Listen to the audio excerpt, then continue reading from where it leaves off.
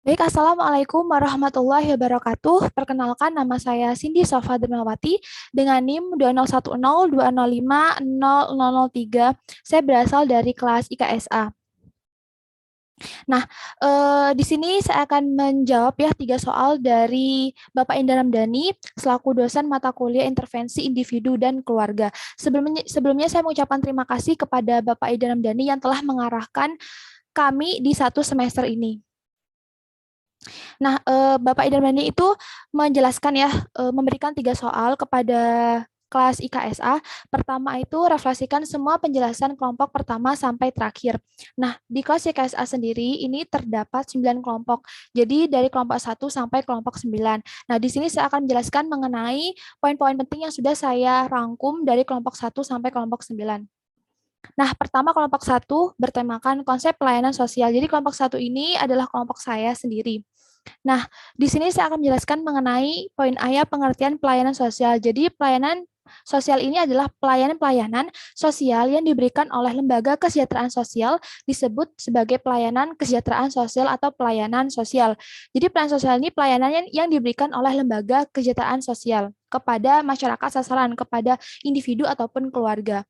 Kemudian kesejahteraan pelayanan sosial ini terdiri dari 2 bentuk. Pertama yaitu pelayanan-pelayanan sosial yang sangat rumit dan komprehensif. Yang kedua, pelayanan-pelayanan sosial yang jelas ruang lingkup dan batas-batas kewenangannya walaupun selalu mengalami perubahan.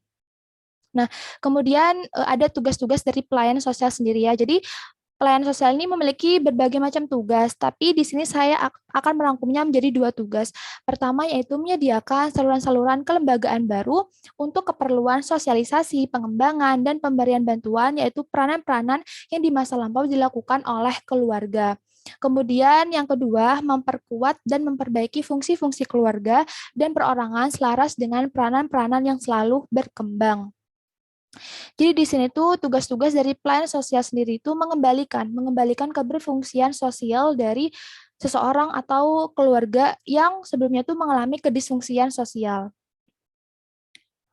Nah, kemudian yang Cia mengenai fungsi pelayanan sosial. Jadi, fungsi pelayanan sosial ini terdiri dari 4 fungsi. Pertama ini pelayanan sosial untuk tujuan sosialisasi dan pengembangan. Nah, ini contohnya ada program pengembangan bagi anak, gelandang remaja, pramuka, dan keluarga berencana. Kemudian yang kedua, fungsi pelayanan sosial untuk tujuan penyembuhan, pemberian bantuan, rehabilitasi, dan perlindungan sosial. Nah, ini contohnya seperti penyembuhan kelompok, pekerjaan sosial medis, dan lembaga-lembaga untuk anak nakal. Kemudian yang ketiga ada fungsi pelayanan sosial untuk membantu orang menjangkau dan menggunakan pelayanan yang sudah ada, pemberian informasi dan nasihat. Nah, ini contohnya ada lembaga bantuan hukum, pelayanan melalui telepon, dan pendidikan konsumen. Kemudian yang keempat, ini ada fungsi pelayanan sosial untuk mendorong partisipasi.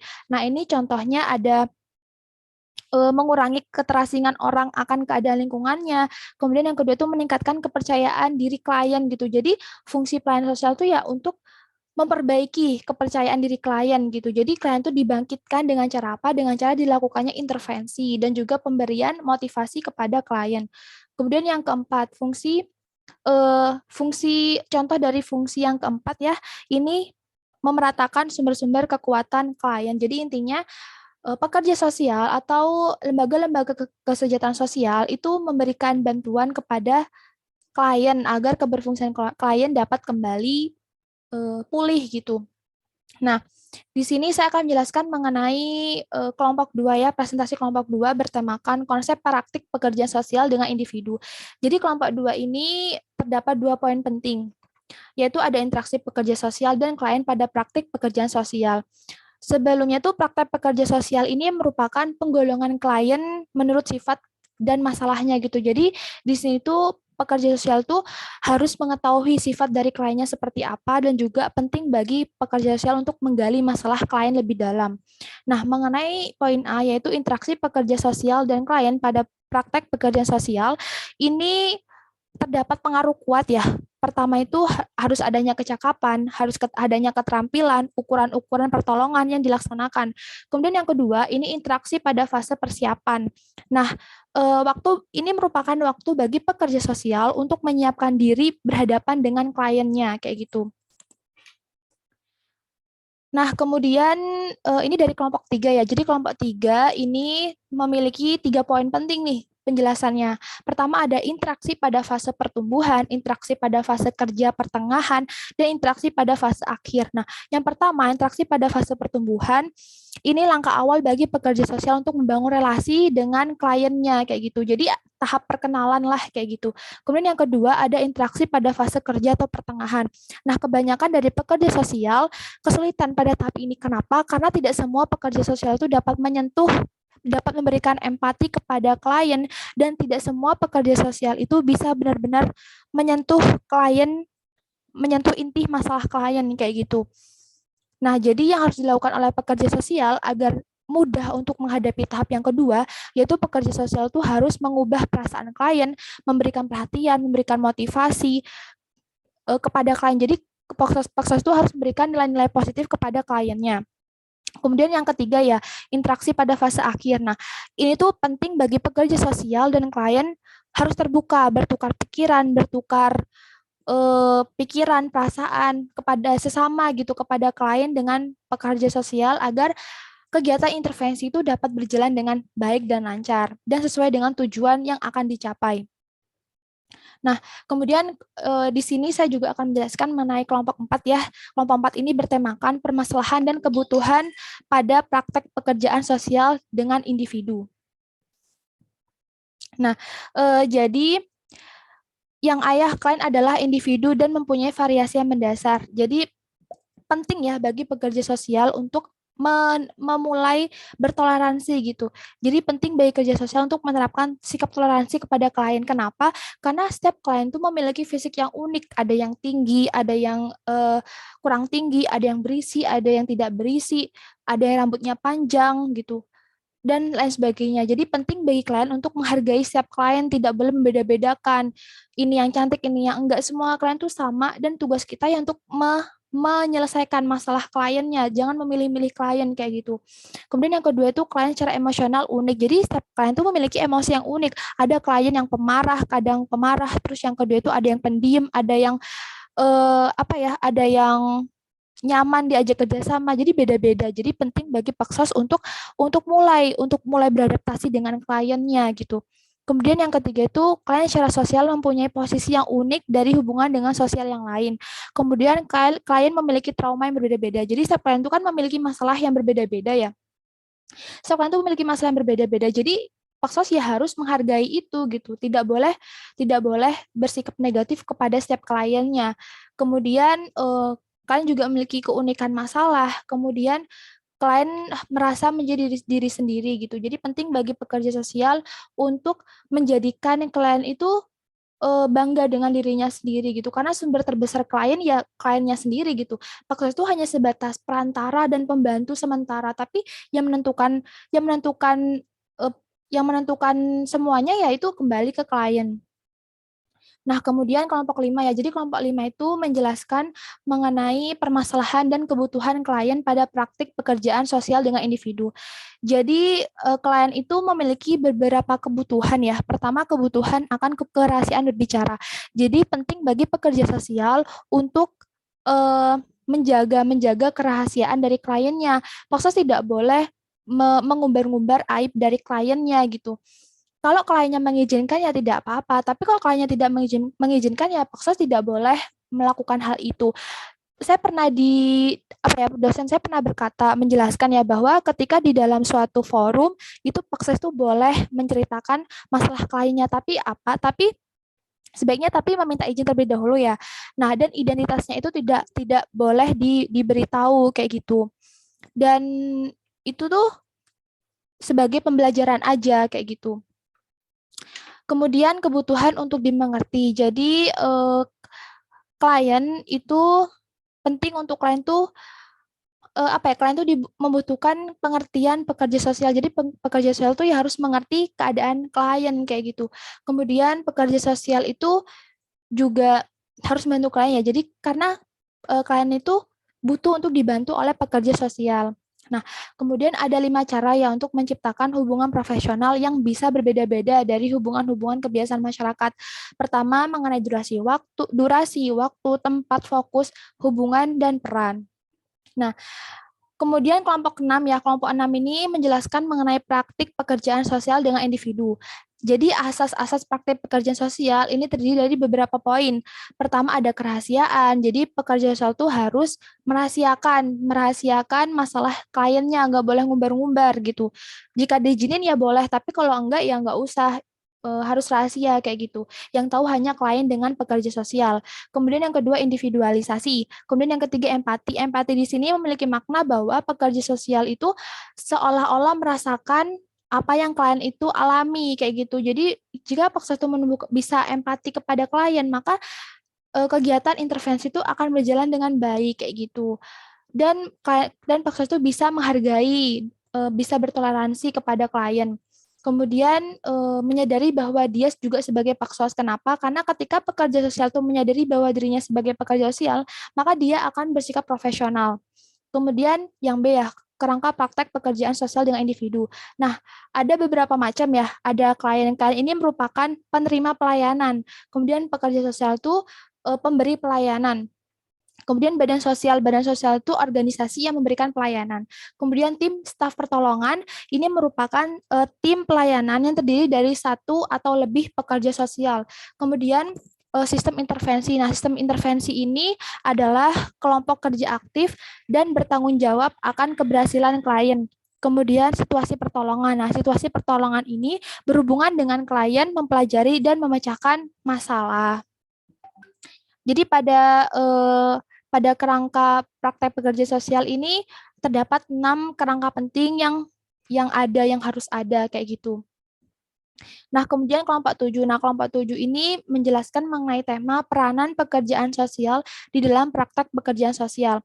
Nah, ada salah satu tokoh ya yang bernama Mike Siporin tahun 1975 mengistilahkan bahwa meningkatkan kemampuan orang untuk melaksanakan fungsinya secara optimal sesuai dengan status dan peranan mereka di dalam institusi-institusi sosial. Kemudian yang B itu proses praktik pekerja sosial dengan individu. Nah, pertama itu pelamaran ya, engagement. Engagement ini merupakan tahap awal bagi pekerja sosial untuk membangun relasi kepada kliennya dengan cara perkenalan, kayak gitu. Kemudian yang kedua itu ada asesmen. Asesmen ini penggalian masalah. Jadi ketika paksos itu sudah mengenal, bisa beradaptasi, bisa membangun relasi dengan klien, maka paksos itu bisa bertanya-tanya, menggali masalah dengan cara apa? Dengan cara menggali pertanyaan kepada kliennya. Kemudian penarikan kesimpulan. Jadi ketika pekerja sosial itu sudah paham ya mengenai masalah yang dihadapi oleh kliennya, maka Paksos itu bisa menyimpulkan apa sih yang sebenarnya terjadi dengan kliennya itu. Kemudian yang keempat, pendefinisian masalah. Jadi Paksos itu ya mendefinisikan masalah yang terjadi kepada kliennya. Kemudian penentuan tujuan. Jadi tujuan apa yang akan dicapai oleh pekerja sosial untuk kebaikan kliennya. Kemudian yang keenam itu, nah ini yang paling penting nih, metode dan model intervensi apa yang akan dilakukan oleh pekerja sosial kepada kliennya agar masalah dari kliennya itu dapat teratasi dengan baik. Kemudian penciptaan kontrak. Penciptaan kontrak ini adanya kerjasama eh, antara klien dengan pekerja sosial.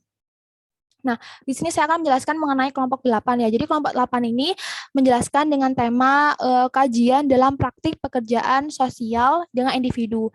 Jadi yang itu interaksi antara pekerja sosial dengan klien ada beberapa fase ya. Ada fase persiapan, ada fase permulaan, ada fase kerja, dan juga ada fase akhir. Kemudian yang B itu kebutuhan-kebutuhan pada praktik pekerja sosial dengan individu. Jadi di sini itu pekerja sosial bertugas meningkatkan atau memperbaiki keberfungsian sosial individu dalam keluarga dengan memperhatikan fungsi dan psikososial dalam kehidupan bersama. Nah, di sini saya akan menjelaskan mengenai kelompok terakhir yaitu kelompok 9. Nah, kelompok 9 ini menjelaskan beberapa asas yang dimiliki oleh pekerja sosial dengan individu. Pertama adalah asas kesetiakawanan, asas keadilan, asas kemanfaatan. Jadi pekerja sosial itu harus memberikan manfaat bagi orang lain, bagi diri sendiri maupun bagi orang lain. Kemudian ada asas keterpaduan, asas kemitraan, ada artinya bahwa pekerja sosial harus bisa bekerja sama dengan orang lain. Kemudian yang keenam, asas keterbukaan. Yang ketujuh, asas akuntabilitas. Yang kedelapan, asas partisipasi. Yang kesembilan, asas profesionalitas, di mana pekerja sosial harus bersikap profesional ketika melaksanakan tanggung jawabnya. Kemudian yang kesepuluh itu asas keberlanjutan. Nah, yang B ini kerangka praktek pekerjaan sosial dengan individu ya. Sama seperti yang saya jelaskan pada kelompok sebelumnya. Jadi ada beberapa komponen. Pertama itu ada klien sebagai penerima bantuan, pekerja sosial sebagai pembantu klien, badan sosial itu sebagai organisasi pemberi pelayanan, kemudian tim staf pertolongan ini tim yang memberikan pelayanan terdiri dari lebih dari satu atau lebih dari satu pekerja sosial. Kemudian sistem intervensi. Sistem intervensi ini merupakan kelompok kerja aktif dan bertanggung jawab akan keberhasilan klien. Kemudian yang keenam itu situasi pertolongan, yaitu berhubungan dengan klien mempelajari dan memecahkan masalah. Nah, yang C, yang terakhir dari kelompok 9, yaitu praktik pekerjaan sosial dengan individu. Nah, ini terdapat 4 poin penting, ada konselor, pekerjaan sosial klinis, edukator, dan tenaga ahli. Nah, di sini sudah selesai ya pada pertanyaan nomor 1, kemudian pertanyaan nomor 2, jelaskan kembali topik utama kelompok Anda sendiri. Jadi yang sudah saya jelaskan di awal bahwa saya itu dari kelompok pertama yang memiliki tema konsep pelayanan sosial. Jadi di sini saya menjelaskan pengertian pelayanan sosial, di mana pelayanan sosial ini merupakan pelayanan-pelayanan sosial yang diberikan oleh lembaga kesejahteraan sosial kepada masyarakat sasaran, kepada individu atau keluarga. Kemudian pelayanan sosial ini terdiri dari 2 poin penting, yaitu ada pelayanan-pelayanan sosial yang sangat rumit dan komprehensif, kemudian yang kedua itu pelayanan-pelayanan sosial yang jelas ruang lingkup dan batas-batas kewenangannya walaupun selalu mengalami perubahan. Nah, kemudian yang B, tugas-tugas pelayanan sosial, ini ada 2 poin penting.